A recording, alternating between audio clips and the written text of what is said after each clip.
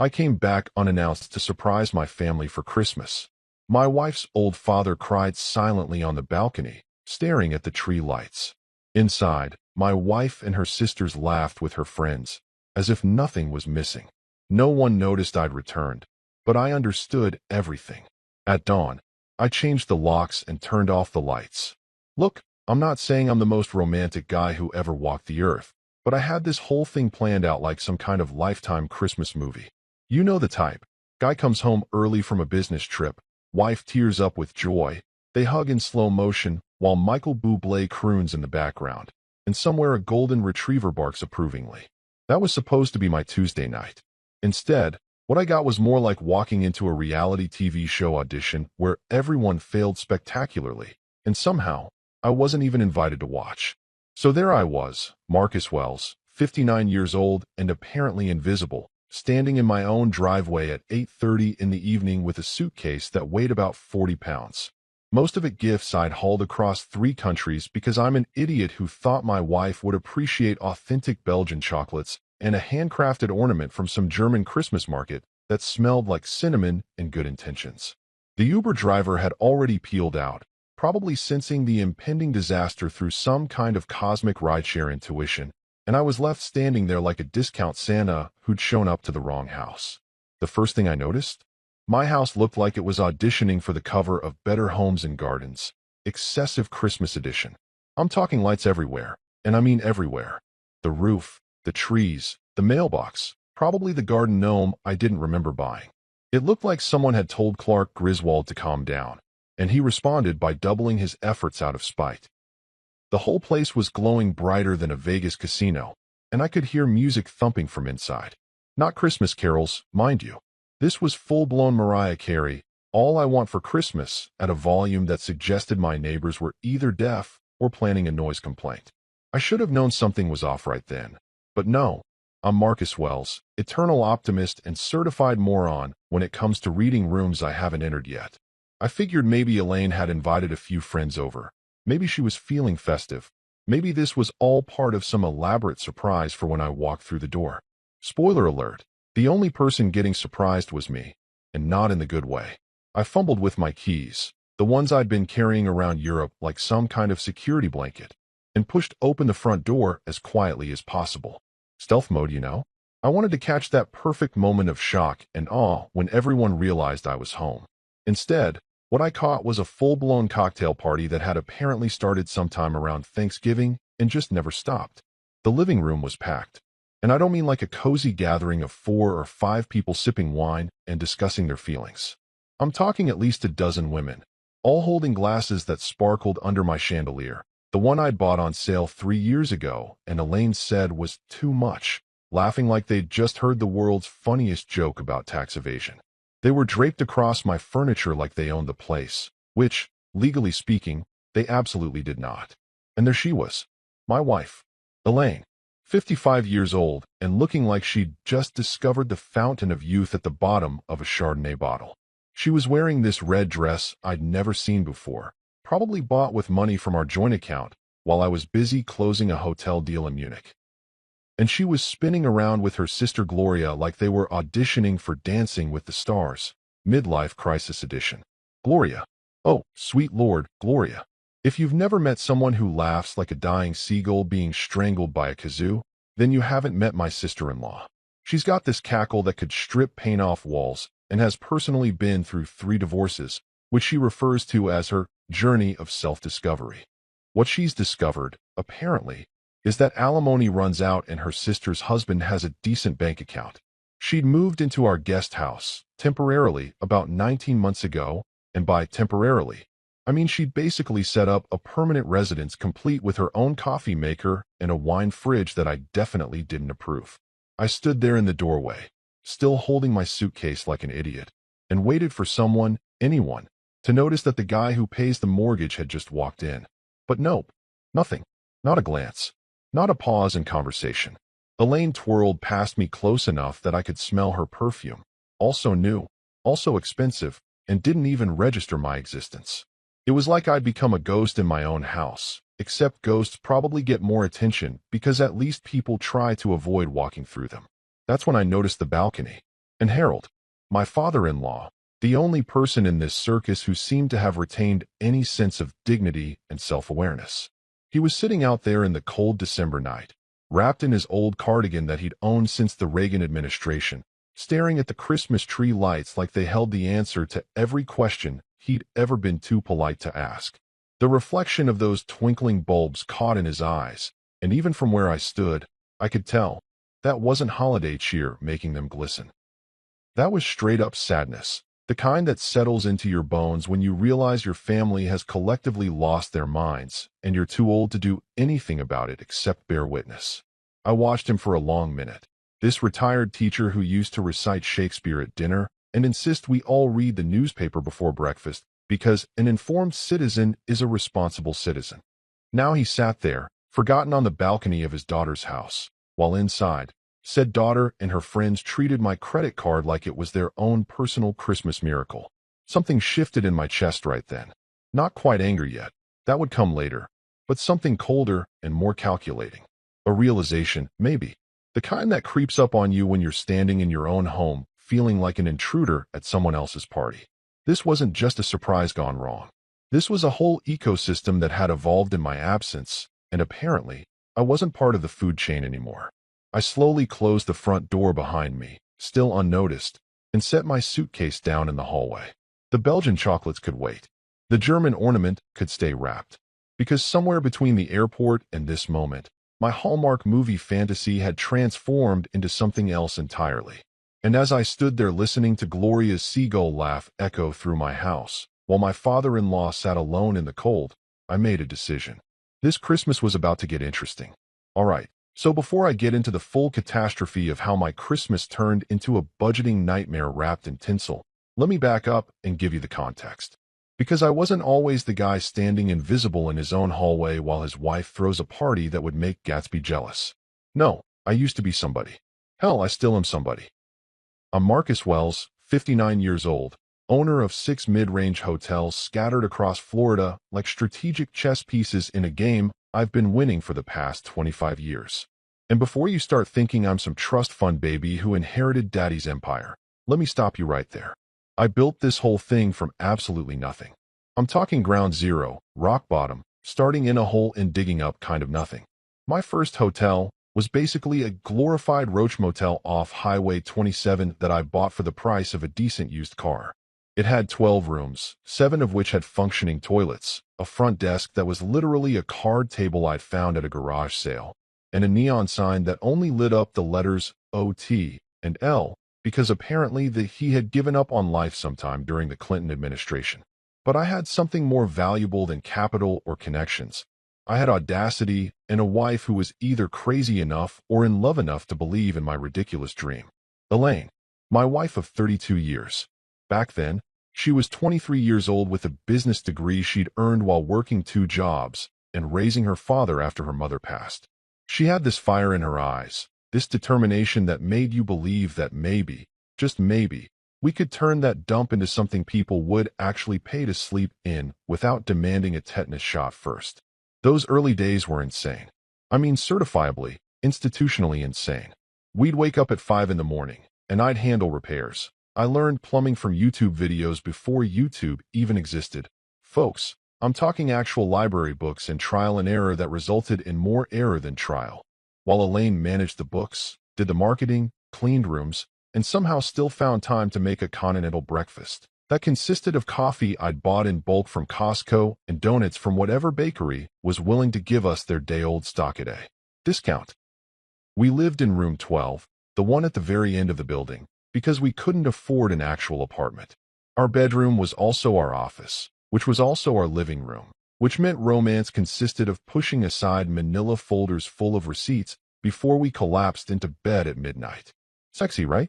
Nothing says honeymoon phase quite like falling asleep to the sound of your husband crunching numbers and occasionally swearing at a calculator that kept eating batteries. But here's the thing, we were happy. Genuinely, stupidly, exhaustingly happy. Because we were building something together. Every new reservation felt like a victory. Every positive review, back when reviews meant someone actually taking the time to write a comment in our physical guest book, felt like we'd won the lottery. When we finally saved enough to buy our second property 3 years later, Elaine cried actual tears of joy in the parking lot while I held her, and probably also cried, but will deny it if anyone asks.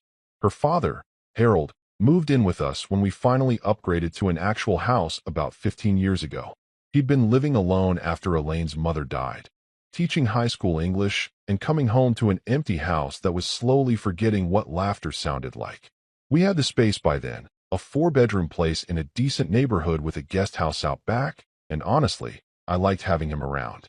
Harold was the kind of guy who read 3 newspapers every morning, did the crossword puzzle and pen like some kind of intellectual flex, and had opinions about everything from local politics to the correct way to brew tea, loose leaf. Apparently, anything else is barbaric. He had this moral backbone made of pure steel. I'm talking about a man who once returned a wallet he'd found with $3,000 in it, because that's what decent people do. Marcus, regardless of whether anyone's watching. He taught me more about integrity in casual dinner conversations than most people learn in a lifetime. And his hearing aids? They had this magical quality where they seemed to malfunction during boring conversations, but worked perfectly whenever someone started gossiping. The man was selective about his audio input, and I respected that. For about 10 years, we had this peaceful rhythm going. I'd manage the hotels. Elaine handled the administrative empire we'd built. Harold would putter around the house fixing things that weren't broken and offering unsolicited, but usually correct advice about everything. And we'd have dinner together most nights like an actual functional family unit. We took vacations. We laughed. We had inside jokes that didn't involve bitterness or passive-aggressive comments about money. Then Gloria happened. Oh, Gloria. Elaine's younger sister by 3 years, which technically makes her 52, but she acts like she's either 25 or 75, depending on what's most convenient for her narrative at any given moment. She's got this resume that reads like a country song written by someone who learned about heartbreak from a Wikipedia article. 3 ex-husbands, 2 bankruptcies, 1 restraining order, don't ask, and 0 sense of personal accountability. When she showed up on our doorstep about 19 months ago with 4 suitcases, 2 cats, and a sob story about her latest ex-husband stealing her identity. He didn't. She just spent their money and blamed him. Elaine immediately went into protective big sister mode. It's just temporary, she said. Just until Gloria gets back on her feet. I should have known right then that temporary was code for indefinite, and gets back on her feet meant figures out which relative to mooch off next. Gloria moved into the guest house, which I'd been using as a home office/man cave/place to escape to when I needed peace. Within a week, she'd redecorated it, installed a wine fridge that I definitely didn't approve, and started treating our main house like her personal social club. Her friends, and Gloria had many friends, all of whom seemed to share her talent for avoiding employment and responsibility, started showing up at random hours. Soon, Elaine was getting pulled into this vortex of wine-fueled gossip sessions and girls' nights that happened approximately 4 times a week. I tried to be understanding. I really did. I told myself that Elaine deserved friends, that she'd sacrificed a lot during our building years, that maybe this was her way of finally enjoying the fruits of our labor. But there was this shift happening, subtle at first, then increasingly obvious. The woman who used to review every expense report with me was suddenly making withdrawals I didn't recognize. The wife who used to plan our lives together was making decisions without me. And Gloria? Gloria was always there, whispering in her sister's ear, laughing that seagull laugh, treating my house like her personal resort. So when I had to take a business trip to Europe for 2 weeks, meetings in London, property tours in Paris, a potential partnership opportunity in Munich, I figured it might actually be good for us. A little space, you know?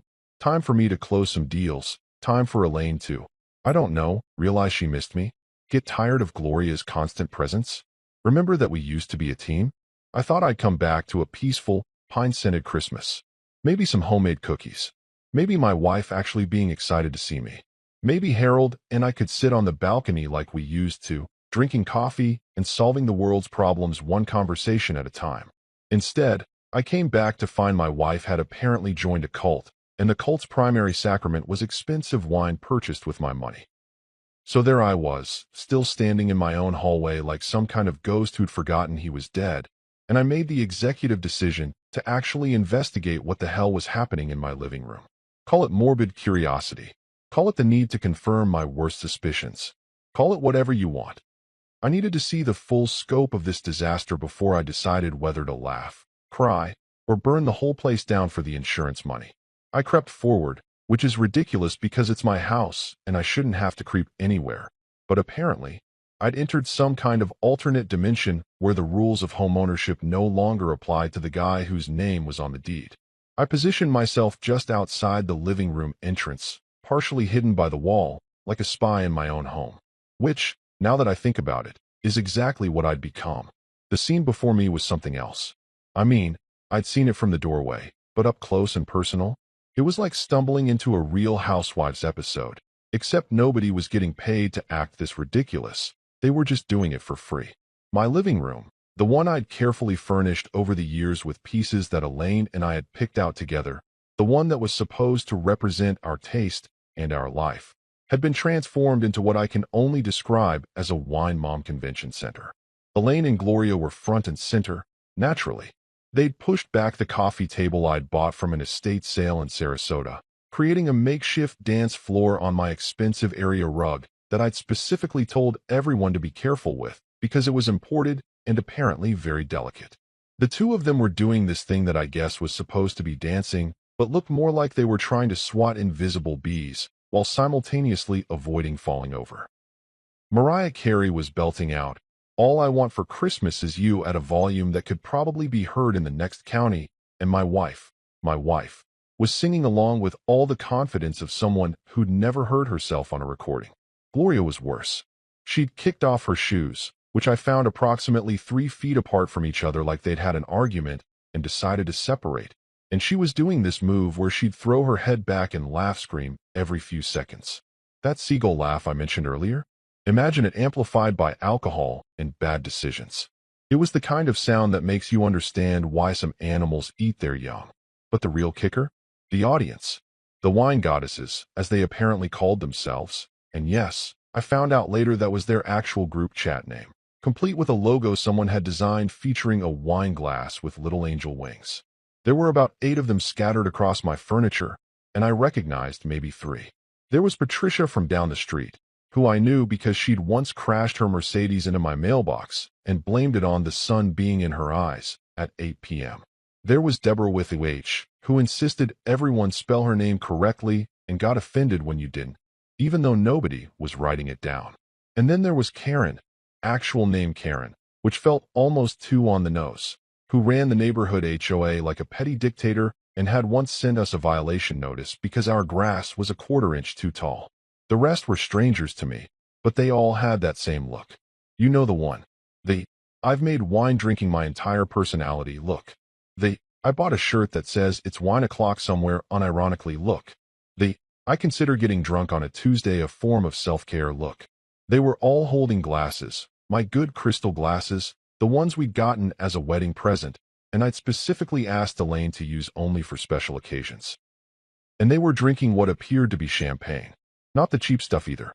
This looked like the real deal, the kind that comes in bottles that cost more than my first car payment. And they were eating. Oh Lord, were they eating?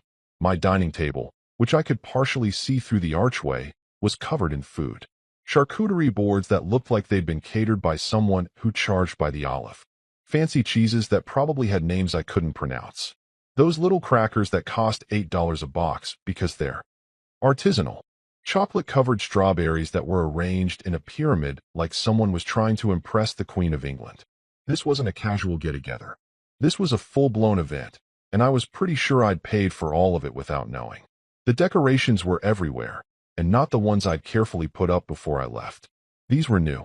There were balloons, at Christmas, because apparently, we were mixing holidays now, and streamers, and someone had hung up a banner that said, "Jingle and Mingle," in glittery letters that were already shedding sparkles all over my hardwood floor like craft herpes.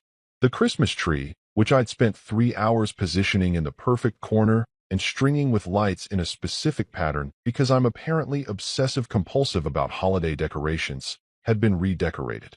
There were new ornaments, the kind you buy in bulk from HomeGoods, and they'd been hung with absolutely no regard for color coordination or spacing. It looked like Christmas had thrown up on itself. But you know what really got me? A playlist. I could hear it clearly now, and I recognized every song because I'd made this playlist. Me, Marcus, the invisible man currently lurking in his own hallway. I'd spend hours curating the perfect mix of classic Christmas songs and modern covers. Everything from Bing Crosby to Pentatonix, designed to create a warm, festive atmosphere. And they were using it, my playlist, on my sound system, in my house, for their party that I wasn't invited to. I looked over at the balcony again, and there was Harold, still sitting, still staring at those Christmas tree lights like they were the only real thing in a house full of illusions. He'd wrapped his cardigan tighter around himself, and I could see his breath making little clouds in the cold December air. The old man was freezing out there, but I guess that was preferable to being inside with the circus. Something twisted in my gut, not quite anger yet. That was still percolating, building up like pressure in a kettle. This was more like disappointment, disbelief, the kind of feeling you get when you realize that the life you thought you had was actually just a set piece, and someone had changed the script while you were off stage. I wanted to do something dramatic right then. I wanted to stride into that living room and yell, "Surprise! The bank account you've been draining is back, and he's pissed." I wanted to turn off the music mid-Mariah and watch everyone's faces fall. I wanted to ask Elaine, in front of all her wine-soaked friends, exactly when she decided that our marriage was a solo act with an occasional guest appearance by her husband. But I didn't do any of that. Because here's what I'd learned in 59 years of life. The best revenge isn't hot and immediate. It's cold and calculated. It's planned. It's surgical. And most importantly, it's surprising in all the ways that actually matter. So instead, I just stood there in the shadows of my own hallway, taking mental notes. The champagne glasses, the catered food, the new decorations. The fact that my father-in-law was sitting alone in the cold while his daughter partied like she'd won the lottery, which, in a way, she had, because apparently, my bank account was the prize. I didn't need to overhear any specific betrayal. I didn't need to catch anyone saying anything incriminating. Sometimes, betrayal isn't about words. It's about actions. It's about being forgotten in your own home. It's about working your whole life to build something, only to have it treated like a free hotel with an unlimited bar tab and no checkout time.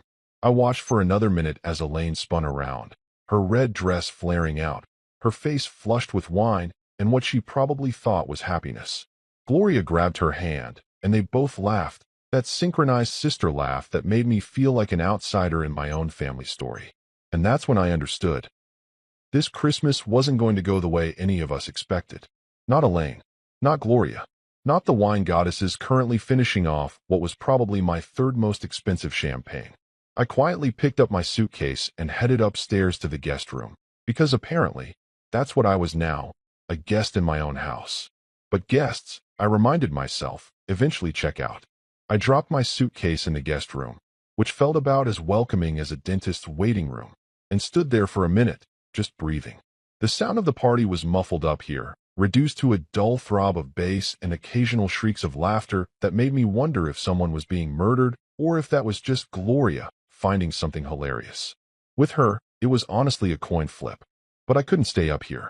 Not when Harold was sitting out there in the cold like some kind of forgotten Christmas decoration that nobody bothered to bring inside. The old man deserved better than being iced out, literally, by his own daughter while she played hostess to a bunch of wine-drunk women who probably couldn't remember his name if you paid them. So I headed back downstairs, moving quietly because stealth was apparently my new superpower. I grabbed my old winter jacket from the coat closet, the one I'd had since my 30s that Elaine kept threatening to throw out because it had a stain on the sleeve and wasn't presentable, and slipped out the side door that led to the balcony. The cold hit me immediately, that sharp December bite that Florida doesn't usually deliver but occasionally surprises you with, like the weather decided to remind everyone that it technically could do winter if it felt like it. Harold didn't turn around immediately. He was too focused on those Christmas lights, watching them blink in their programmed pattern like they were sending him Morse code messages from a saner dimension. I could see his shoulders hunched under that ancient cardigan, and his white hair was doing that thing where the wind made it stick up in weird directions. But he didn't seem to notice or care. "Room for one more out here?" I asked quietly, not wanting to startle him. He turned slowly, and I saw his face clearly for the first time. His eyes were wet, not crying exactly, but definitely not dry either. It was that kind of moisture that comes from disappointment, so deep it can't quite decide if it wants to be tears or just resignation. When he recognized me, something shifted in his expression. Relief, maybe, or just the comfort of seeing another sane person in an asylum. "Marcus," he said, his voice rough like he hadn't used it in a while. "You came back early." "Yeah," I said, settling into the chair next to him. The metal was cold enough to feel through my jeans, but I didn't care. Apparently, for my own funeral. Except nobody told me I was dead, so it's been awkward. He gave this broken little chuckle, the kind that's half laugh and half sigh. "They didn't even notice you?" "Nope." I stood in that hallway for a solid 5 minutes. I could have ridden in on a reindeer wearing a Santa suit and singing jingle bells through a megaphone, and they still would have ignored me. I'm beginning to think I actually died on the plane, and this is some kind of elaborate purgatory situation. Harold shook his head slowly, and I could see him processing whether to say what he was thinking. The man had always been careful with his words, a teacher's habit of measuring twice and cutting once. But something in his face told me that carefulness was about to go out the window, probably because he'd been sitting on information that was eating him alive. "How long have you been out here?" I asked. 2 hours, he said. Give or take. I stopped checking after the first hour because it just got depressing. Inside, I could hear Gloria's voice rising above the music, telling some story that had everyone cackling. Her voice had that particular quality that made you want to stuff your ears with cotton, like nails on a chalkboard, except the chalkboard was on fire and also screaming. "She's talking about her new boyfriend," Harold said quietly, his voice dripping with the kind of sarcasm I didn't know he was capable of. "Chad. Or Brad. Or possibly Thad. I honestly can't keep track anymore. Apparently, he's a free spirit who's currently between opportunities and living in his van to find himself." I snorted. "So unemployed." "Aggressively unemployed," Harold corrected. "The kind of unemployed where it's become a lifestyle choice rather than a temporary situation." She showed everyone a picture earlier. He has a man bun and a guitar he can't play. I believe the technical term is walking red flag. I couldn't help but laugh at that. Harold had this way of delivering brutal observations with the calm precision of a surgeon, and it was honestly refreshing after watching the chaos inside. "How bad has it been?" I asked, already knowing I wouldn't like the answer. Harold was quiet for a moment, and I watched him choose his words carefully. This was it.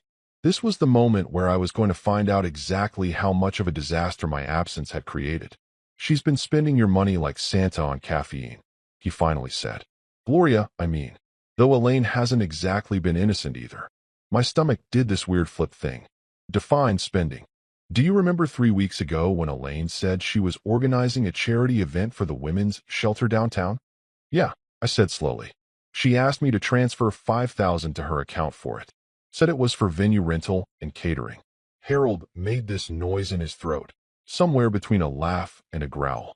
That charity event was real. It happened. At a spa resort 2 hours away. For 2 nights. With full massage packages, facial treatments, and apparently unlimited champagne. The charity part was them feeling charitable enough to donate $200, total, not per person, to the actual shelter while spending the rest on themselves. I felt something cold settle in my chest that had nothing to do with the December air. "You're joking." "I wish I was. I heard them talking about it last week." Gloria was bragging about the hot stone massage she got. Said it was exactly what she needed after all her trauma. Harold's voice was flat. Her trauma being her own bad decisions, apparently. I leaned back in my chair, staring at those same Christmas lights Harold had been watching. They didn't seem so cheerful anymore. What else? The wine fridge in the guest house. $1,200. I saw the receipt. Elaine charged it to the joint account and told Gloria it was an early Christmas present. That was 2 months ago. Then there was the emergency fund Gloria needed because her car broke down. $3,000. Except her car is fine. I see her driving it every day. I think she used that money to take Chad Thad to the Keys for a week. My jaw was clenched so tight I thought my teeth might crack. Keep going. The decorations inside? All new. Bought yesterday, according to the bags I saw in the garage. Another $800, easy. The food for tonight's party? Catered. I saw the invoice on the kitchen counter. $1,400 for cheese and crackers basically. And the champagne they're drinking in there? That's the Dom Perignon you bought for our 25th wedding anniversary that Elaine said we should save for a special occasion. How many bottles? They're on their third. I did the mental math. Those bottles had cost me about $200 each. So $600 worth of champagne being consumed by people I didn't even know, celebrating nothing in particular, while the guy who bought it sat outside in the cold with the only family member who seemed to remember he existed. There's more, Harold said quietly. I've been keeping track. Not because I wanted to spy, but because someone needed to know what was happening, and you were gone. Gloria has borrowed about $20,000 in the last 6 months. Various emergencies, various excuses. Elaine approves every transfer without question because family helps family. Meanwhile, your wife has been funding what she calls her self-care journey, which apparently involves a personal trainer, weekly salon visits, and a subscription to some wine club that delivers a case every month at $180 a pop. I sat there, letting it all sink in.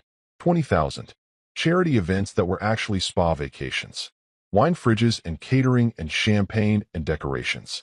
All of it coming out of accounts I'd filled with money I'd earned by getting up at 5 a.m. and working until midnight, by dealing with difficult clients and property disputes and maintenance emergencies and everything else that came with running 6 hotels.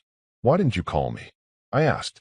Harold turned to look at me, and his eyes were clear now, not wet anymore. Just tired.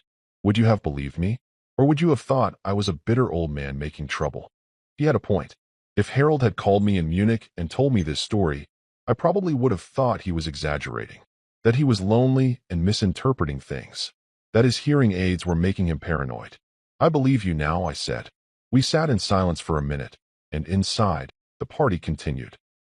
Someone cranked the music up even louder, and I heard Gloria shriek laugh again, that sound that made me want to invest in earplugs or possibly noise-canceling headphones rated for industrial construction sites. What are you going to do? Harold asked. I looked at him, this old man who'd taught me about integrity and dignity and doing the right thing even when nobody was watching. And I thought about Elaine inside, spinning in her expensive new dress, drinking expensive champagne, surrounded by people who wouldn't remember her name if the wine ran out. I thought about Gloria, the human leech who'd turned temporary into a 19-month con job. And I smiled. Not a happy smile. The kind of smile that probably would have concerned a therapist. Don't worry, old man, I said. Santa's not bringing gifts this year. He's bringing consequences. Harold and I sat on that balcony for another hour, watching the party inside slowly deteriorate from enthusiastic celebration to why is everyone moving in slow motion. The music had shifted from upbeat Mariah Carey to that weird phase of the night where someone puts on Frank Sinatra because they think it makes them classy, but really it just makes them look drunk and nostalgic. Through the glass doors, I could see the wine goddesses starting to wind down, sprawling across my furniture like they'd been hit with tranquilizer darts. Around 11:30, the exodus began. Patricia, who crashed into my mailbox, stumbled out first, calling an Uber and nearly falling off the front steps in the process. Deborah with UH followed, making a big dramatic show of hugging everyone goodbye, like she was leaving for war instead of just going home 3 streets over. Karen, the HOA tyrant, was one of the last to leave, and I watched through the window as she tried to lecture Elaine about something, probably noise violations, which was rich considering she'd been contributing to the noise for the past 4 hours. By midnight, it was just Elaine, Gloria, and 2 stragglers I didn't recognize who'd apparently decided my couch was their new home. They were all at that stage of drunk where everything is hilarious and also slightly tragic, where you can't tell if someone's laughing or crying, and honestly, it might be both. They'll be out soon, Harold said quietly. Give it another 30 minutes, and they'll all be unconscious. That's when you should start looking. Looking for what exactly? He gave me this look, the one teachers give students when they're disappointed the lesson hasn't sunk in yet. Evidence, Marcus. You can't go into battle without ammunition. Right now, you're angry and you have my word about what's been happening. But if you want to actually do something about this, you need proof. Receipts, bank statements, emails, whatever you can find that shows exactly where your money has been going. The old man was right, of course. He'd spent 40 years teaching high school English, which meant he'd developed a 6th sense for teenage deception and the paper trails they left behind. Financial infidelity probably wasn't that different from a kid trying to hide their failing grades. So we waited. She was more like swaying in place, attempting to clean up, but mostly just moving wine glasses from one surface to another without any clear organizational system. She'd taken off her heels at some point, and her fancy red dress had a stain on it that looked suspiciously like red wine, which felt appropriately ironic. I watched her for a minute. This woman I'd been married to for 32 years, and tried to remember when things had shifted. Was it gradual? Had I missed the signs because I was too busy working? Or had this always been lurking under the surface, waiting for the right combination of wine and Gloria's bad influence to bring it out? She finally gave up on cleaning and stumbled upstairs, probably to our bedroom, probably to pass out without even wondering where her husband was. I waited another 20 minutes to make sure she was really down for the count, then quietly let myself back into the house through the side door. The living room looked like a bomb had gone off at a wine store. Empty bottles everywhere. I counted 7. Which meant they'd gone through way more than just my anniversary champagne. Plates with half-eaten food scattered across every surface. Someone had spilled something red on my area rug, the expensive imported one I told everyone to be careful with. One of the throw pillows Elaine had insisted we needed, $35 each from some boutique store, was on the floor with what looked like a lipstick stain on it. But I wasn't there to document the mess. I was there to find the receipts, literal and metaphorical, that would explain how my bank account had become a charity for the financially irresponsible. I started with Elaine's office, a small room off the kitchen that she'd claimed years ago for household management. The desk was buried under papers, which was unlike her. The Elaine I knew was meticulous about organization. But then again, the Elaine I knew didn't throw rager parties on a Tuesday night. So clearly, I was working with outdated information. I fired up her computer. She'd never changed her password from our anniversary date, which would have been sweet if I wasn't currently investigating financial crimes, and started digging through her email. It didn't take long to find the mother lode. First, there was the charity event Harold had mentioned. I found the email chain with the spa resort, complete with itemized invoice. $5,000 for venue. Rental and catering, my ass. It was 2 nights at a luxury spa, 14 rooms, full meal packages, and something called a goddess healing experience that cost $200 per person and apparently involved crystals and questionable life advice. The actual donation to the women's shelter? $200, sent 3 days after they got back, probably because someone felt guilty enough to remember what the event was supposedly for. Then I found Gloria's emergency fund requests. $20,000 wasn't even the full total. Harold had been conservative in his estimate. I found transfers going back 8 months, each one with a different sob story. Car repairs that never happened. Medical bills that seemed suspiciously round numbers. A legal fee for $3,000 that, based on the date, coincided with a vacation to Key West that Gloria had posted about on Facebook with about 50 photos of her and some guy with a man bun doing yoga on the beach. Every single transfer had been approved by Elaine. Some of them had little notes. Poor Gloria. She's been through so much. Family helps family. She'll pay us back when she's on her feet. That last one made me laugh out loud, a bitter sound in the quiet house. Gloria paying us back was about as likely as her winning a Nobel Prize for economics. But wait, there's more. And yes, I was absolutely channeling infomercial energy at this point because the hits just kept coming. I found a folder labeled Friends Fund, which sounded innocent enough until I opened it and realized it was basically a slush fund for the wine goddesses to throw parties and events, all funded by yours truly. There were receipts for previous get-togethers, a spring fling brunch that cost $1,800, a summer solstice celebration that somehow required $2,000 despite being held in someone's backyard, and plans for a New Year's Eve extravaganza, with a projected budget of $5,000 that apparently I was expected to fund without being consulted or even invited. The neighborhood Christmas gala they were planning? $3,500. And I'd bet my left kidney that exactly none of that money was actually going toward neighborhood Christmas anything. It was probably another spa weekend disguised as community service. I sat back in the chair, staring at the screen, doing mental math that made my head hurt worse than if I'd been the one drinking. Between Gloria's borrowing, Elaine's self-care, the spa vacations masquerading as charity, the wine goddess's social fund, and general spending on things like wine fridges and catered parties, we were looking at easily $40,000 in 6 months. Maybe more. $40,000. I could have bought a new car with that. I could have renovated one of the hotels. I could have, I don't know, been consulted before my wife decided to become a one-woman charity organization for people who couldn't manage their own finances. Wonderful. I muttered to the empty room, my voice dripping with enough sarcasm to pickle vegetables. My money out here doing community service while I'm getting ghosted in my own house. It's basically performing volunteer work without my consent. Very philanthropic.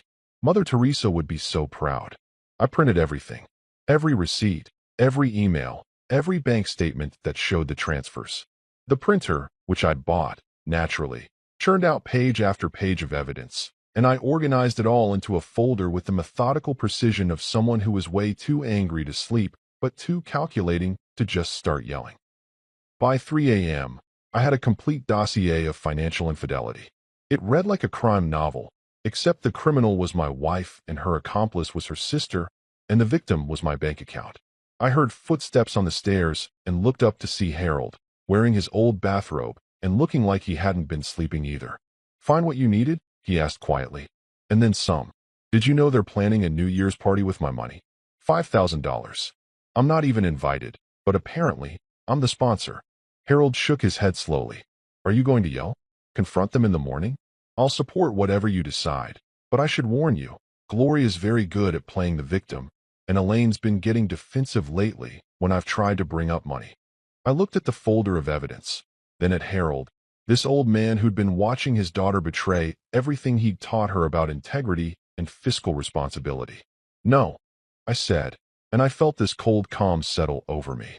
Not rage, not even anger anymore, just pure, calculated determination.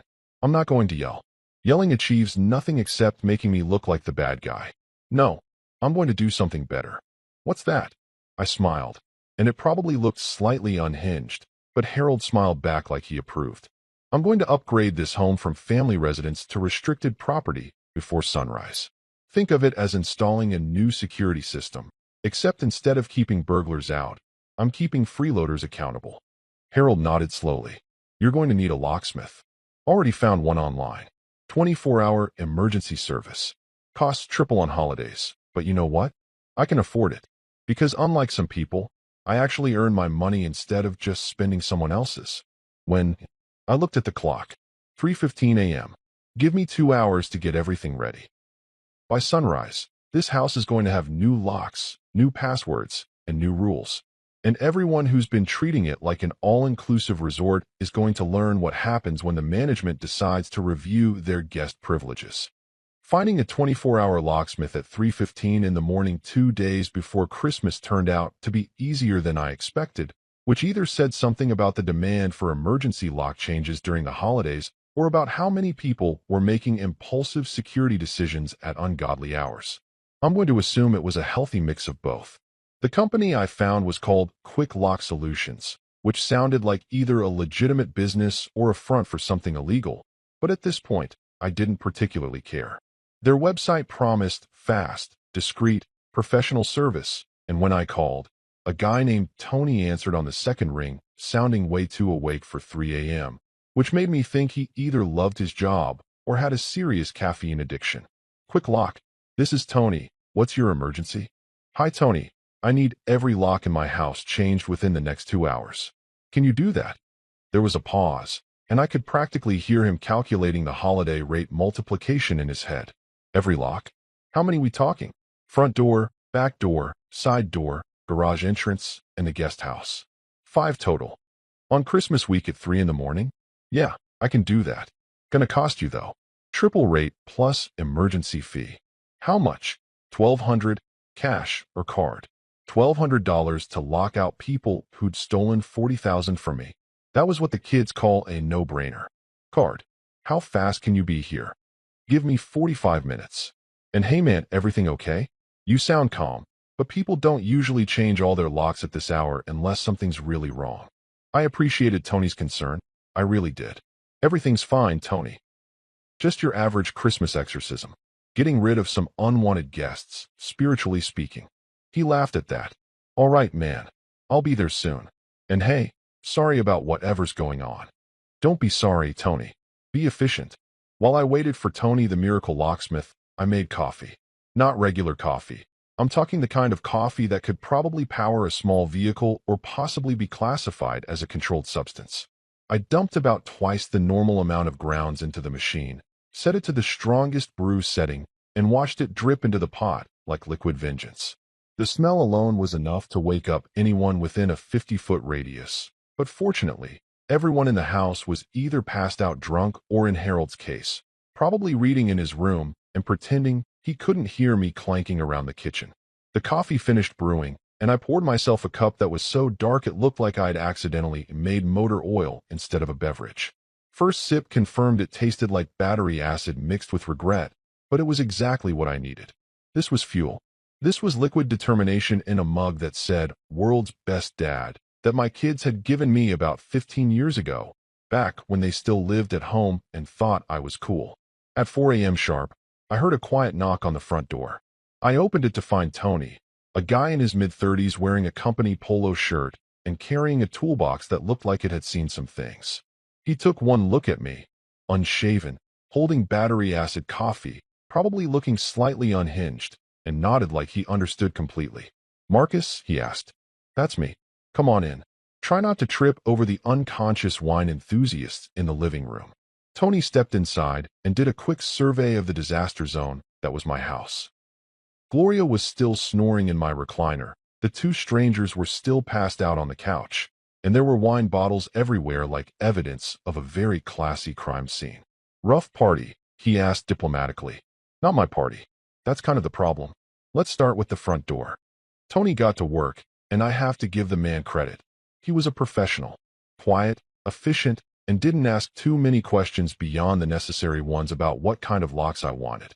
I went with deadbolts, the serious kind that required actual keys and couldn't be picked by someone who'd watched a YouTube tutorial. While he worked on the front door, I sat at the kitchen table with my laptop and started the next phase of Operation Lockdown. First up, the Wi-Fi password. Our current one was Wells 2024 because Elaine had set it up and apparently thought adding an exclamation point made it secure. I changed it to Pay Your Own Bills Gloria because I'm petty and also because it made me laugh. Then I went through and disconnected every device that wasn't mine. Elaine's laptop? Disconnected. Gloria's phone? Gone. The smart TV that they'd been using to stream their reality shows and true crime documentaries?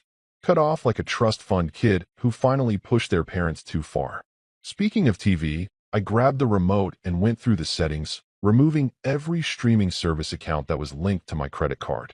Netflix, Hulu, HBO Max, Disney Plus, all of them gone. I even canceled the Spotify family plan, which felt especially satisfying because I knew Gloria used it constantly to play what she called healing music that was basically just wind chimes and people humming. Then came the credit cards. I logged into every account and systematically canceled or froze every card that Elaine had access to. The joint account cards? Frozen. The backup card I'd given her for emergencies? Canceled. I set up new accounts in my name only and transferred the funds I needed to operate. The joint account I left with exactly $500 in it, just enough for Elaine to buy groceries if she budgeted carefully, which would be a novel experience for her. Tony finished the front door and moved to the back entrance. I made him a cup of coffee, slightly less toxic than mine, and he accepted it gratefully while telling me about his worst lockout calls. Apparently, I wasn't even in the top 10 of weird situations Tony has encountered, which either made me feel better or more concerned about humanity in general. By 4:45, Tony was working on the guest house locks, and I was going through my phone, updating passwords for every account I could think of. Bank apps, investment accounts, the hotel management system, even my Amazon account because I'd noticed some suspicious orders for things like essential oil diffusers and motivational wall art that I definitely hadn't approved. At 5 a.m., with all the locks changed and Tony counting his very generous holiday emergency fee, I stood on the front porch and looked at my Christmas light display. It was still going strong, twinkling away like everything was merry and bright. It felt dishonest somehow, like putting a pretty bow on a dumpster fire. So I turned it all off. Every single light. The roof display, the tree lights, the pathway luminaries, the inflatable Santa in the yard that I'd never wanted but Elaine insisted was charming. I hit the master switch and watched my house go from looking like a Christmas card to looking like that one house in the neighborhood that gave up on life. It took about 2 minutes for the transformation from festive holiday home to possibly haunted, definitely uninviting to complete. The sudden darkness was jarring, but also kind of perfect, because sometimes you need less light to see things clearly. Sometimes you need to strip away all the pretty decorations and look at what's actually underneath. I went back inside, locked the new deadbolt with my new key, and made myself another cup of terrible coffee. The house was quiet except for Gloria's snoring and the occasional creak of old wood settling. I sat at the kitchen table with my folder of evidence and my printed bank statements, watching the sky slowly lighten through the window. Around 6 a.m., I heard footsteps upstairs. Slow, shuffling footsteps that suggested someone had woken up with a hangover that could kill a horse. More footsteps, then the sound of someone bumping into a wall and cursing quietly. Elaine appeared in the hallway a minute later, wearing her silk pajamas and looking like death warmed over.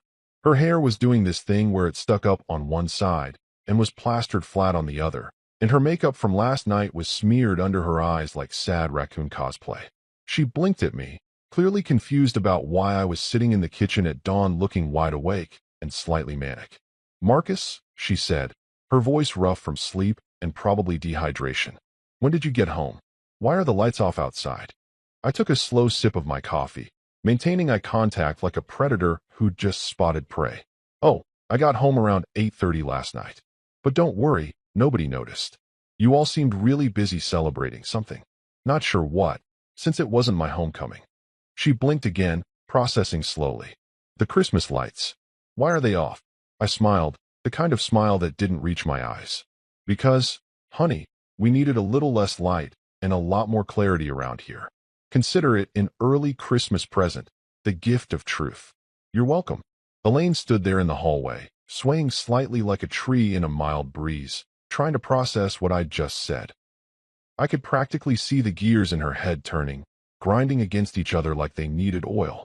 She looked at me, then at the dark windows where the Christmas lights used to glow, then back at me, and I watched the slow dawn of realization creep across her hungover face. "I don't understand," she said finally, which was probably the most honest thing she'd said in months. "I know you don't," I replied, taking another sip of my nuclear-grade coffee. "But you will. Give it about 20 minutes. I'm thinking right around the time Gloria wakes up and tries to leave, things are going to get really interesting." Before Elaine could respond, we heard stirring from the living room. One of the strangers on my couch rolled over and fell onto the floor with a thud that sounded painful, followed by a confused "what the hell" that echoed through the house. The sound was enough to wake up the other straggler, who sat up looking like she'd been hit by a truck and then reversed over for good measure. "Where am I?" The floor woman groaned, clutching her head. "My living room," I called out cheerfully. "But don't worry, you won't be staying long. There's the door." "Well, there's a door. Whether it opens for you is another question entirely."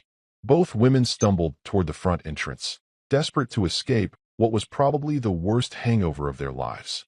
I heard them fumbling with the handle, then confused muttering, then increasingly frantic jiggling of the doorknob that wasn't going to help them because the lock had fundamentally changed since they'd entered this house. "It's locked," one of them called out, panic rising in her voice. "The door won't open." "That's because the lock's changed at 4 a.m., I said, not moving from my spot at the kitchen table. "New security system. Very exclusive. Requires authorization from the homeowner to exit." That would be me. Elaine turned to look at me, and I could see the confusion shifting into something else. Not quite alarmed yet, but getting there. "Marcus, what did you do?" "Home improvement," I said simply. "You're always saying this place needs updates." I figured I'd start with security. Can't be too careful these days, you know? Lot of people trying to take advantage of generous homeowners. The two strangers appeared in the kitchen doorway, looking desperate and slightly terrified. "Can you please unlock the door? We need to go home." I studied them for a moment. These were people I'd never met, who'd drunk my champagne and eaten my food and left their mess all over my furniture. But they weren't the real problem. They were just collateral damage in someone else's bad decisions. "Sure," I said, standing up and grabbing my new key ring. "But first, I'm going to need names and an explanation of how you know my wife. I'm Jennifer. This is Amy, the floor faller said quickly. We're friends with Gloria. She invited us. We didn't know. We thought this was her house. That was interesting. Gloria told you this was her house. Well, not exactly, but she talked about it like. We just assumed. Right, I said. Well, Jennifer and Amy, let me clear something up. This is my house. Mine and my wife's. Gloria is a temporary guest who's overstayed her welcome by about 18 months. But hey, mistakes happen. Come on, I'll let you out. I walked them to the front door, unlocked it with my shiny new key, and watched them practically sprint to their car like they were escaping a hostage situation. Which, in a way, I guess they were. When I turned back around, Elaine was standing in the living room, really looking at the chaos for the first time.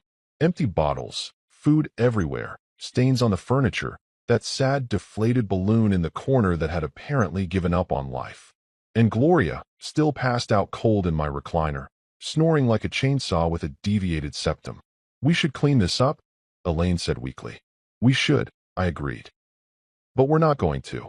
Gloria's going to clean it up. Every last bit of it.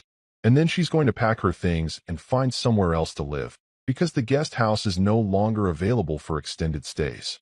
That's when Gloria started to stir.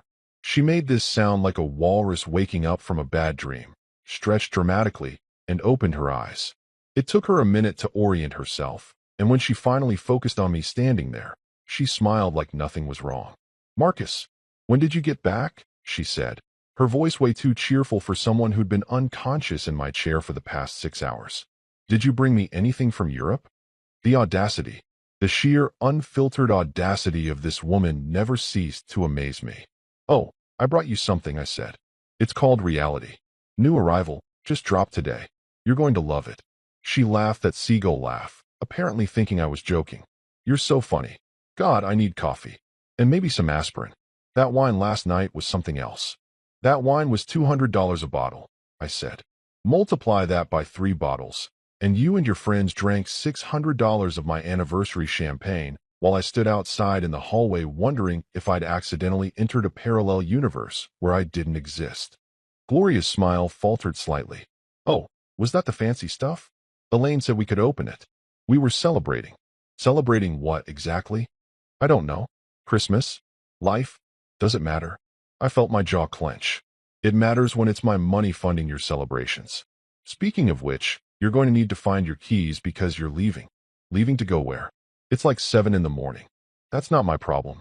But you're not staying here. The guest house locks have been changed. You no longer have access. Now the smile disappeared completely. Gloria sat up straight, looking between me and Elaine like she was waiting for her sister to defend her. You can't kick me out. Elaine invited me to stay. Elaine doesn't own this house alone, I said calmly. I do. Well, we do, but I'm the one whose name is on the mortgage, and I'm the one whose money has been funding your extended vacation from responsibility. So yes, Gloria, I absolutely can kick you out, and I am. She turned to Elaine. Are you going to let him do this? I'm your sister. Elaine looked torn, standing there in her silk pajamas looking like a defeated duchess who'd just realized her kingdom was actually someone else's property. Marcus, maybe we should talk about this privately. No, I cut her off. We're done talking privately. We're done with private conversations that lead to public disasters. Everything's on the table now. Gloria has borrowed $20,000 in 6 months with no intention of paying it back. You've spent another $20,000 on spa weekends disguised as charity events and parties I wasn't invited to. That's $40,000, Elaine. $40,000. That's not marriage. That's not family. That's embezzlement with a side of betrayal. Gloria stood up, and I could see her shifting into offense mode. I didn't embezzle anything. That was family helping family. I had emergencies. Your emergency fund paid for a vacation to Key West with your unemployed boyfriend. I saw the Facebook photos, Gloria. You're not as smart as you think you are, and I'm not as stupid as you hoped I'd be. Her face went red. You're going through my Facebook? That's stalking. It's a public profile, genius. And nice try deflecting, but we're not talking about my investigative skills. We're talking about your habit of treating my bank account like it's a community resource. That's when she went nuclear. Fine. You want me gone? I'll call the police. This is a legal eviction. I have rights. I actually laughed at that. laughed so hard I nearly spilled my coffee, which would have been tragic because I'd worked hard on making it taste like liquid revenge. Please do, I said, pulling out my phone. Here, I'll dial for you. Tell them you broke into your brother-in-law's property and embezzled his savings. Tell them about the $20,000 in fake emergencies. I'll wait. In fact, I'll put it on speaker so we can all enjoy the conversation. Gloria snatched the phone out of my hand and actually started to dial before Elaine grabbed her wrist. Don't, Elaine said quietly. Just don't. That's when I noticed Harold on the balcony. He'd come outside at some point during the chaos, wrapped in his cardigan, sipping his morning tea like he was watching Wimbledon finals. When he caught my eye, he raised his cup in a small salute. The old man was enjoying this way more than he should have been, and honestly, I didn't blame him. Gloria was fuming now, pacing back and forth in my living room like a caged animal. This is insane. Elaine, tell him he's being insane. But Elaine wasn't saying anything. She just stood there, looking at the mess, looking at her sister, looking at me, and I could see something breaking behind her eyes. Not anger, not defiance. Something quieter and sadder. The realization that she'd screwed up so badly that there might not be an easy way back. You can stay, I said finally, my voice cold and level. Both of you can stay. If, and this is a big if, you agree to repay every cent and start contributing to this household like adults instead of teenagers with an unlimited credit card. Otherwise, Gloria, you've got until noon to pack your stuff, and Elaine, you've got some serious thinking to do about what kind of marriage you want going forward. Gloria scoffed. You're bluffing. I pulled out my wallet and removed my credit card, the one they'd been using like it was their own personal ATM. I took out my scissors from the kitchen drawer and cut it in half, right down the middle, while maintaining eye contact with Gloria.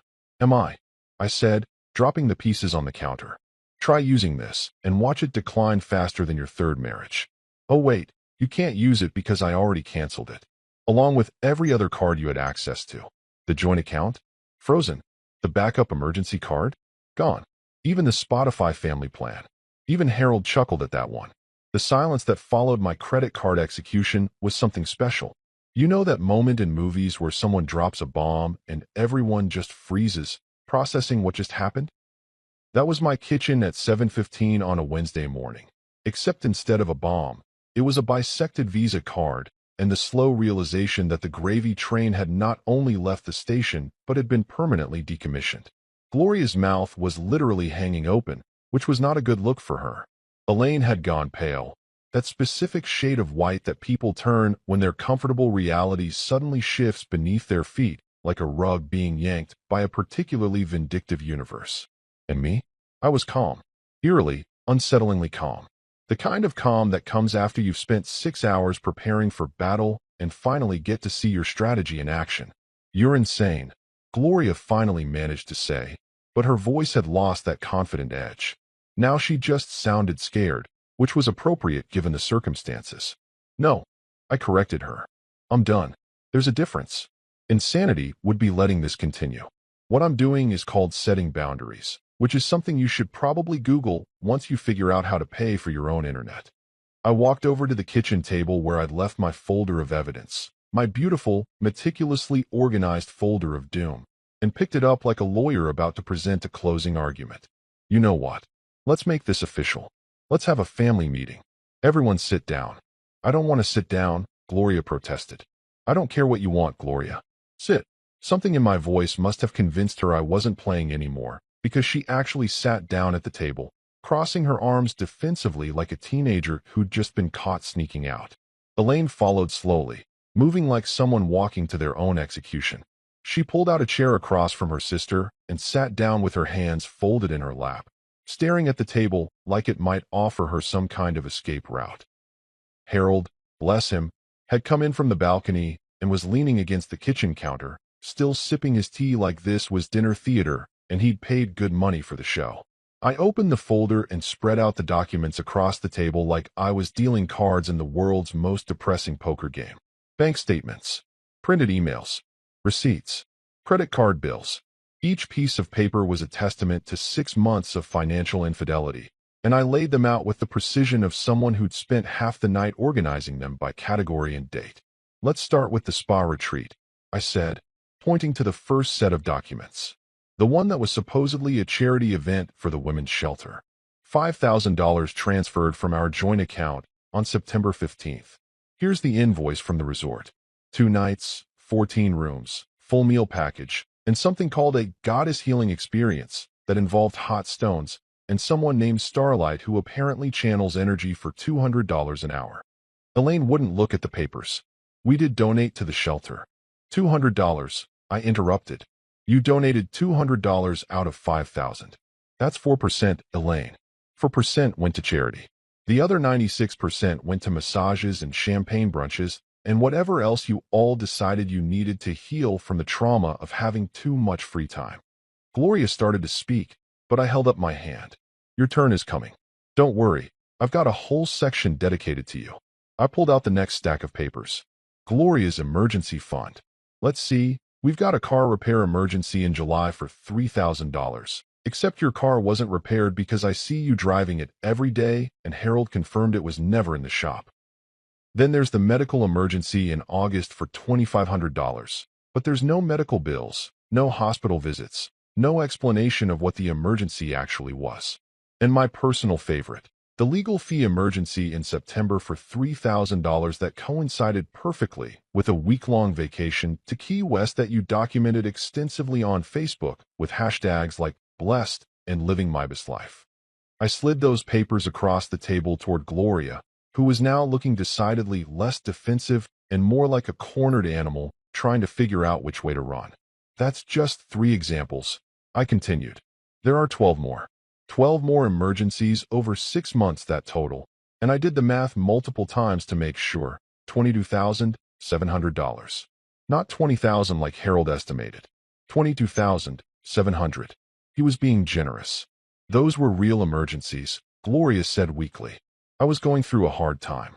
You've been going through a hard time since 1997. I shot back. At some point, Gloria, the hard time isn't happening to you. You are the hard time. You're not a victim of circumstances. You're a professional victim who's made a career out of other people's sympathy and bank accounts. Harold made a small noise that might have been a suppressed laugh. Even Elaine looked up at that one, probably shocked that I'd finally said what everyone had been thinking for years. I moved to the next section. Now let's talk about the Friends Fund, which sounds innocent until you realize it's basically a slush fund for throwing parties with my money. Spring Fling Brunch, $1,800. Summer Solstice Celebration, $2,000. Various wine club memberships, deliveries, and accessories, another $3,200 over 4 months. And my absolute favorite, the neighborhood Christmas gala that's supposedly happening next week with a budget of $3,500 that I'm expected to fund without being consulted, invited, or even acknowledged. I leaned forward, both hands on the table. That's not even counting the day-to-day spending. The $1,200 wine fridge that appeared in the guest house. The $800 in new Christmas decorations that replaced the perfectly good decorations we already had. The $1,400 for last night's catered party that I wasn't invited to, but somehow financed. The personal trainer, the salon visits, the wine subscriptions, the boutique shopping, the random transfers for things labeled girls' night and self-care, and my personal favorite VA category, miscellaneous friendship expenses. Elaine had started crying at some point, quiet tears running down her face, but I couldn't stop now. This needed to be said. All of it. Add it all up, I said, and we're looking at just over $43,000 in 6 months. That's more than $7,200 a month in unauthorized spending. That's a salary, Elaine. A full-time salary for doing absolutely nothing except drinking wine and pretending you're living in a reality show where money just magically appears. You make enough money, Gloria said suddenly, her voice sharp. It's not like you can't afford it. You own 6 hotels, Marcus. What's $40,000 to you? I stared at her, genuinely amazed at the audacity. What's $40,000? It's principle, Gloria. It's respect. It's the idea that maybe, just maybe, you should ask before spending someone else's money. It's the concept that marriage is a partnership, not a dictatorship where one person funds whatever the other person decides to do without consultation. We're family, she pressed. Family helps family. Family doesn't steal from family, I countered. Family doesn't lie about emergencies to fund vacations. Family doesn't treat their brother-in-law's house like an all-inclusive resort with an unlimited bar tab. You're not family, Gloria. You're a parasite who's been feeding off us for 19 months, and the host is finally saying enough. Harold actually did laugh at that one, a quick bark of approval that made Gloria whip around to glare at him. You think this is funny, Dad? She spat. I think it's overdue, he replied calmly. I've been watching you bleed your sister's marriage dry for over a year now, and I'm frankly relieved someone finally had the spine to say something about it. Marcus is right. You're not family at this point. You're an opportunistic infection. Elaine sobbed harder at that, and I almost felt bad. But then I remembered standing in my hallway last night, invisible in my own home, watching her dance with her sister while my father-in-law sat alone in the cold, and the sympathy evaporated. You're humiliating us, Elaine managed to say through her tears. In front of Dad. In our own home. This is cruel, Marcus. I sat down finally, suddenly exhausted. No, Elaine. You humiliated yourselves when you decided family meant free ATM with no withdrawal limits. I'm just presenting the receipts. Literally. So what now? Gloria demanded. You're just going to kick us out? Make us homeless right before Christmas? That's your big plan. I already told you the terms, I said. You can stay if you agree to repay every cent and start contributing to this household like actual adults. That means jobs, Gloria. Real jobs with paychecks and taxes and the kind of responsibility you've been running from since your first divorce. It means budgets and accountability and no more emergencies that are actually just things you want but can't afford. That's impossible, she said. I can't repay $22,000. I don't have that kind of money. Then you set up a payment plan. $100 a month would take you. Let's see. About 18 years to pay off. Better start looking for that job. Gloria stood up so fast her chair fell over backward. This is bullshit. Elaine, are you seriously going to sit there and let him treat me like this? But Elaine wasn't looking at her sister anymore. She was looking at the papers spread across the table, really seeing them for the first time. Seeing the numbers. Seeing the dates. Seeing the evidence of 6 months of choices that had led to this moment. I think, she said quietly, her voice barely above a whisper, you should pack your things, Gloria. Gloria left that afternoon, which was technically faster than the noon deadline I'd given her, but I think she realized that staying even one more minute in a house where everyone had collectively decided to stop enabling her was about as appealing as a root canal performed by someone who'd learned dentistry from YouTube videos. She packed her things with the kind of dramatic flair that would have made a soap opera actress jealous. Lots of doors slamming, aggressive zipper noises, and muttered comments about ungrateful people and toxic family dynamics that she delivered loud enough for everyone to hear, but quiet enough that she could pretend she wasn't trying to get a reaction. Her cats, poor things, they didn't ask to be owned by a financial disaster, were shoved into carriers with less care than you'd give a bag of groceries, and she loaded up her car like she was fleeing a crime scene, which in a way, I guess she was. Before she left, she stood in the driveway and gave Elaine one last guilt trip for the road.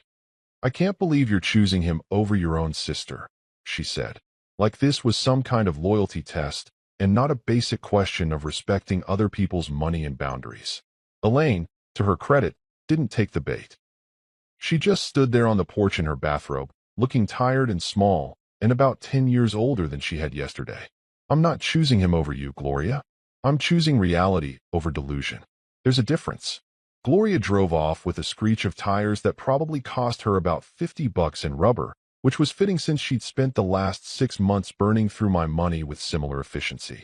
I watched her car disappear around the corner and felt exactly nothing. No victory, no satisfaction, just a kind of empty relief like when you finally remove a splinter that's been bothering you for weeks. The house was quiet after that. Weirdly, uncomfortably quiet. The kind of quiet that happens when you've had a massive explosion and now everyone's walking on eggshells trying to figure out what normal is supposed to look like anymore. Elaine and I barely spoke for the first 2 days.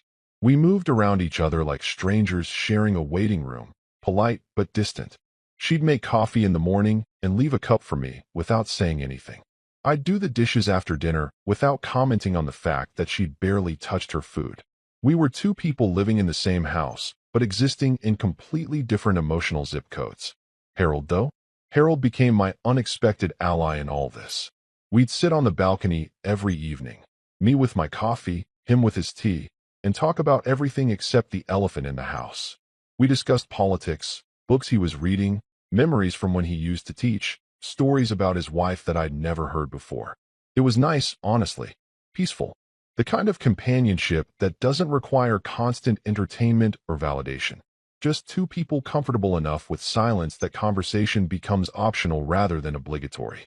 She's been crying, Harold mentioned on the third night, not looking at me, just staring at the Christmas tree through the window.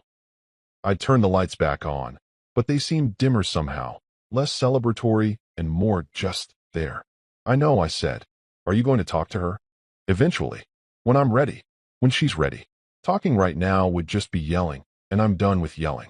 He nodded slowly. You know, I taught Romeo and Juliet for 30 years, and the thing nobody tells you about that play is that the real tragedy isn't the death, it's the failure to communicate. Two families so caught up in their own pride and anger that they forget how to actually talk to each other until it's too late. Are you comparing my marriage to Shakespeare? I'm saying don't let pride make you stupid, Marcus. You've made your point. You've set your boundaries. Now figure out if you want to save the marriage or just win the argument. That hit harder than I expected. Because he was right, wasn't he? I'd won. I'd proved my point. I'd locked everyone out, literally and figuratively, and established that I wasn't going to be treated like a walking ATM anymore. But winning and being happy aren't the same thing, and sitting in a quiet house with a wife who wouldn't look at me wasn't exactly the victory I'd imagined. On the fourth day, something shifted. I came downstairs to find Elaine at the kitchen table with her own folder, not as organized as mine, but still, full of papers. When she saw me, she didn't look away this time. I've been going through everything, she said, her voice hoarse like she'd been crying recently, which she probably had. All the spending, all the transfers, all the everything. And you're right, about all of it. I poured myself coffee and sat down across from her, waiting. I don't know when it started, she continued. Or maybe I do, and I just don't want to admit it. When Gloria moved in, it felt good to have her around. Like having a sister again, you know? We used to be close when we were younger, before her marriages and divorces and all the drama. And her friends, they were fun. They made me feel young and interesting and like I was part of something. You were part of something? I said. Our marriage. Our business. Our life. I know. But you were always gone, Marcus. Europe, meetings, property tours, conferences. And when you were home, you were tired or stressed or working in your office. I felt like I was living alone even though I was married. That stung because it was true. I had been absent. Not physically always, but emotionally. Yeah. I'd been so focused on building and maintaining our business empire that I'd forgotten to maintain the actual relationship that empire was supposed to support. That doesn't excuse the spending, she said quickly, like she was worried I'd think she was making excuses. Or the lying. Or letting Gloria take advantage. I convinced myself it was fine because we could afford it. But that's not the point, is it? The point is I should have talked to you. About all of it. The loneliness, the spending, the fact that Gloria was basically using us. I should have been your partner instead of just whatever I became. A stranger, I said quietly. You became a stranger who threw parties in our house while I stood invisible in the hallway. She flinched at that. I'm so sorry, Marcus. I'm so sorry. Not because you locked me out or cut up the credit cards or any of that. You had every right to be furious. I'm sorry because I betrayed you. I betrayed us. I betrayed everything we built together, and I don't know how to fix it, but I want to try if you'll let me. This was different from the crying and the dramatics earlier. This felt real. Raw. The kind of apology that comes from actual reflection rather than just wanting the consequences to go away. I was absent too. I admitted, and saying it out loud felt like pulling off a band-aid. I hid behind work and business trips and sarcasm because it was easier than dealing with the fact that somewhere along the way, we stopped being partners and became roommates who occasionally had dinner together. I should have noticed you were unhappy. I should have made time. I should have been present instead of just here. We talked for 3 hours that morning. Really talked. Not the surface level, how was your day conversations we'd been having for years, but actual deep diving into what had gone wrong and when and how we'd both contributed to it. She told me about feeling invisible, about watching me leave for another business trip and wondering if I'd even miss her. I told her about feeling taken for granted, about working myself to exhaustion to provide a life that nobody seemed to appreciate. It wasn't comfortable. Parts of it were downright painful. But it was necessary, like lancing a wound that had been infected for too long. I'll pay it all back, she said. Every cent. I'll get a job if I need to. I'll sell things. Whatever it takes. We'll figure it out, I said. Together. Like partners. Like we should have been doing all along. That afternoon, she called a therapist. Not because I demanded it, but because she said she needed help understanding why she'd let things get so bad. I didn't argue. Honestly, we probably both needed therapy, individual and couples, because clearly, we'd forgotten how to function as a team somewhere between hotel number 3 and now. The days that followed were still awkward, but less hostile. More hopeful. We started having dinner together again, actually talking instead of just eating in silence. Harold joined us most nights, and his presence helped somehow, like having a referee who could call foul when either of us started slipping into old patterns. Gloria tried calling a few times, but Elaine let it go to voicemail. I love my sister, she told me, but I can't enable her anymore. She needs to figure out her own life, and I need to focus on fixing mine. By Christmas, which we celebrated quietly with just the 3 of us, things felt tentatively better. Not fixed. You don't fix 6 months of damage in 2 weeks, but moving in the right direction. And on New Year's Eve, I found Harold on the balcony again, but this time he was smiling. Really smiling, not the sad smile from before. She's going to be okay, he said when I joined him. Both of you are. How do you know? Because she finally saw the dark, he said.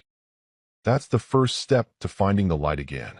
1 year later, the lights went up again, but this time with a crucial difference. I actually wanted them there. It was Christmas Eve, and I was standing in the driveway with Harold, who was supervising my decorating efforts with the critical eye of a man who'd spent 40 years grading essays. That wreath is crooked, he said, pointing at the front door with his cane. It's rustic, I argued. It's crooked. Fix it. I fixed it. Because Harold had earned the right to be picky about Christmas decorations after everything we'd been through. The house looked good, though. Not extravagant like last year's disaster, just warm. Tasteful. The kind of Christmas display that says, we're happy to be here, instead of, we're compensating for something. Elaine had helped pick out the decorations this time, and we'd actually discussed the budget beforehand like functional adults who'd learned that communication prevents financial catastrophes. Gloria was gone, obviously. Last I heard, she was living with her second ex-husband in Tennessee, which was either a sign of personal growth or just running out of other options. Either way, she wasn't my problem anymore. Elaine talked to her occasionally, brief phone calls that were cordial but boundaried, the way you'd talk to a distant acquaintance rather than someone who'd lived in your guest house for 19 months. The guest house itself had been converted into Harold's art studio.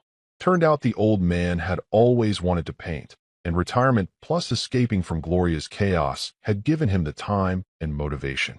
His landscapes were actually pretty good, or maybe I just appreciated them more because they represented freedom from wine fridges and seagull laughs. Inside, Elaine was making cookies, actual homemade cookies, not the catered kind that cost $40 a dozen. We'd spent the last year rebuilding, slowly, with joint therapy sessions that were sometimes brutal but always necessary. She'd gotten a part-time job managing a bookstore downtown, not because we needed the money, but because she needed her own identity outside of being Marcus's wife or Gloria's sister. The wine goddesses still existed, but Elaine saw them maybe once a month now, and the gatherings were coffee dates where everyone paid for their own drinks like reasonable adults. We'd paid back most of the money. Well, Elaine had, through her paychecks and some careful budgeting that would have been impossible for the person she was a year ago. Gloria hadn't paid back a cent, which surprised exactly nobody. That evening, Harold sat on the same balcony where this whole thing had started, but instead of tears reflecting in the Christmas lights, I saw contentment. He was holding hot cocoa that Elaine had made from scratch, wearing a Santa hat that our kids had sent him, looking genuinely happy. You did good, Marcus, he said when I joined him. We did good, I corrected. All of us. Together. And that was the truth. Sometimes the most peaceful Christmas gift isn't presents or parties or expensive champagne. Sometimes it's boundaries, honest conversations, and the courage to turn off the lights until people remember to value what they have. Family isn't about who laughs loudest in your living room. It's about who sits quietly with you on the balcony when everything goes dark and who stays when you finally turn the lights back on.